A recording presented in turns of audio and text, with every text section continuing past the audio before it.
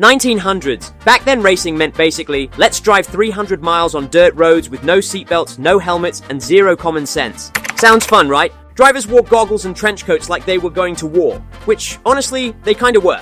The cars were an absolute joke. Literal death traps. No safety features, no power steering, and brakes that worked sometimes. Tires were made from whatever rubbery thing they found lying around. Most races were won by the guy whose car didn't catch on fire or fall apart mid-turn. And mechanics had to sit inside the car during the race, just chill in there while the driver played real-life Mario Kart with actual cliffs. Total nightmare. But people loved it, because humans are weird and like watching chaos from a safe distance. But then World War II showed up like, hold my beer, and everything stopped. Instead of race cars, they started building tanks. Yeah, I know, priorities. Fast forward to 1949. The war's over, Europe's rebuilding, and someone says, hey, let's go back to high-speed car chaos, but this time pretend it's organized. Formula One is officially born. 1950s, F1 finally becomes official, like with rules and everything. Not good rules, but at least now drivers knew what decade they might die in. The first official F1 season kicks off, and it's mostly British and Italian guys chain-smoking in the pit lane and arguing over who looks cooler in leather helmets. The cars? Still death traps, just slightly shinier now. Imagine trying to drive a toaster strapped to a lawnmower engine at 150 miles per hour while wearing a suit. That's the vibe.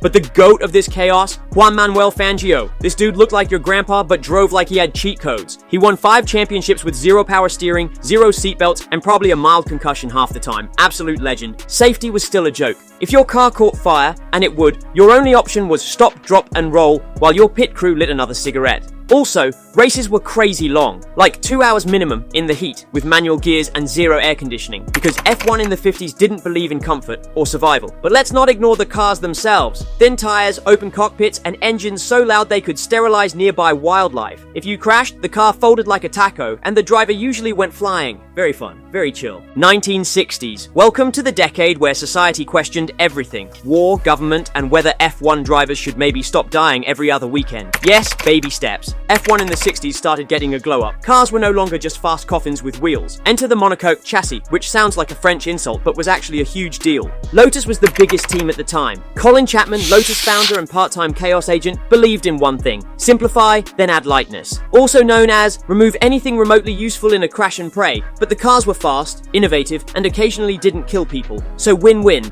Jim Clark, driving for Lotus, was the golden boy. He was so smooth, he made sliding sideways at 150 look like ballet. He won everything, but then tragically, he also proved that even the best driver couldn't survive a mechanical failure in a car built like a soda can. This was also when aerodynamics started mattering. Teams slapped wings on cars like kids with Hot Wheels and called it engineering. Downforce became the magic word. Stick to the track better, go faster, and crash harder. Tracks were still nightmares. Think narrow roads with no runoffs, surrounded by trees, poles, or actual buildings. Spa and the Nürburgring were basically scenic death traps. And the safety helmet evolved from leather ball to slightly less deadly ball. 1970s. A time of questionable moustaches and F1 drivers casually dying like it was part of the weekend schedule. If the 60s were dangerous, the 70s looked at that and said, hold my flaming fuel tank. Let's start with the cars. Faster than ever, but still made out of tinfoil and bravado. This is the decade where F1 said, hey, what if we make the engines bigger, louder, and even more likely to explode? Enter the era of ground effect, aka gluing the car to the road using science and wizardry. It was genius, until a bump in the track turned the car into a frisbee. The tracks, still murder playgrounds. Imagine threading a 180 mile/hour missile through the woods while spectators stood 5 feet from the edge with no barriers. Niki Lauda literally described the Nürburgring as too dangerous to race. F1 said, cool story, get in the car.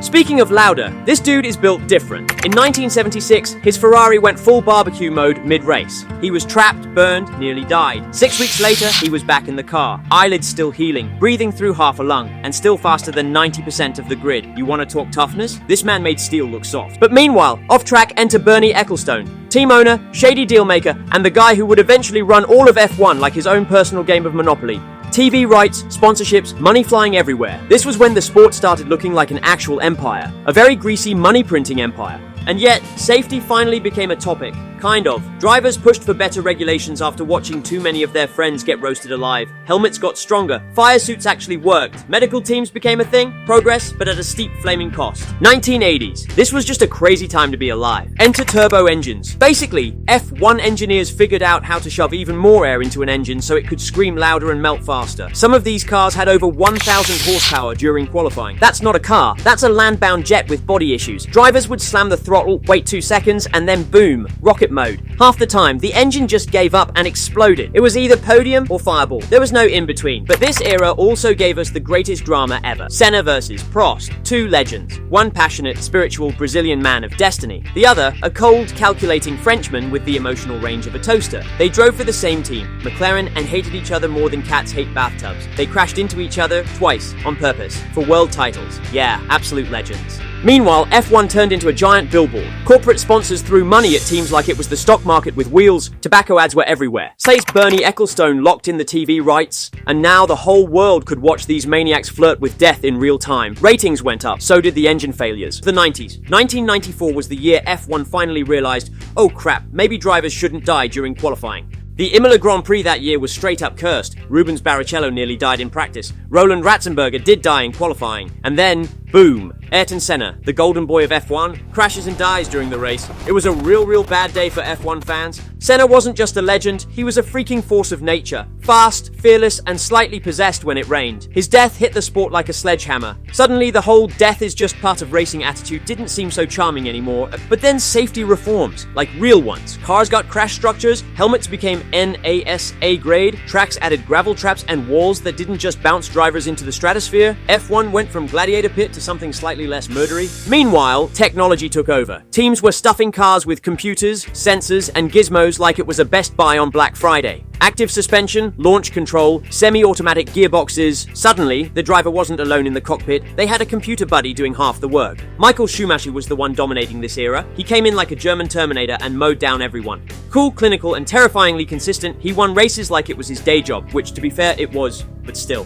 The 2000s, a decade where F1 basically became the Michael Schumacher show sponsored by Ferrari, blessed by the FIA, and tolerated by everyone else. Let's not sugarcoat it. Schumacher didn't just win, he dominated. From 2000 to 2004, he and Ferrari were basically a racing Death Star. Show up, qualify first, drive off into the sunset, repeat. The man won 5 straight titles like it was a grocery list. And Ferrari, they were running things so tight even their tire changes probably had 6-packs, but not everyone was thrilled. Fans got bored, other teams got desperate, and the FIA, F1's rule-making body, panicked. So they did what every bad manager does, changed everything all the time. New tire rules, engine freeze rules, fuel strategy rules, no refueling. Wait, now refueling again. Oops, back to no refueling. They wrote so many rules, the F1 handbook became thicker than the Bible. But of course, there was also team drama. McLaren versus Ferrari, Renault sneaking in with Fernando Alonso, tires turning into a political battle between Bridgestone and Michelin. And somewhere in the background, Bernie Ecclestone counted his billions and said, yeah, looks fine to me. Alright, welcome to the 2010s, the era where cars got quieter, batteries got bigger, and one team basically said, yeah, we'll take all the trophies, thanks. Let's start with the big change, hybrid engines. F1 went greenish. Not because they suddenly cared about polar bears, but because the FIA needed to look like it did something for the environment. But guess who cracked the code first? Right, Mercedes. These guys didn't just figure it out, they obliterated the grid. From 2014 onward, it was a Lewis Hamilton and Mercedes flex. Hamilton won everything, his teammates got mad, the trophies needed their own garage, and the rest of the teams? Just background noise with sponsors. But let's talk Lewis. Guy's got insane talent, 7 titles, and a fashion sense that's a bit weird. He became the face of modern F1. Equal parts speed, skill, and Instagram captions about manifesting greatness. Red Bull had their time at the start of the decade, with Sebastian Vettel winning 4 straight titles and doing that annoying finger point thing. But once Mercedes took over, game over. Off-track, politics got worse. The FIA kept tweaking rules like they were running a bingo game. Team radios got restricted, then allowed. Tyre rules made no sense. And penalties? Oh, you blinked wrong. 5-second time penalty. 2020s. This is where Formula One finally became what it always secretly wanted to be. A reality show with cars. Let's start with the elephant in the paddock. Drive to Survive. Netflix made F1 into a dramatic TV show. They added emotional music, slow-motion pit stops, and turned drivers who usually finish in the middle into movie stars with tragic backstories. Suddenly, Americans actually knew who Guenther Steiner was. But on the actual racing side, big changes dropped in 2022. New rules, new cars, same old dominance. F1 brought back ground effect, that magic aerodynamic wizardry from the 80s, but now with less launching into space energy. The cars looked cooler, the racing got tighter, and DRS became every team's favorite cheat code. Budget caps also showed up. The FIA told teams, you can only spend this much, and Red Bull immediately said, cool, how about we pretend that's a suggestion? Cue spicy emails and passive-aggressive press conferences. Verstappen and Red Bull? Yeah, they basically speed ran domination.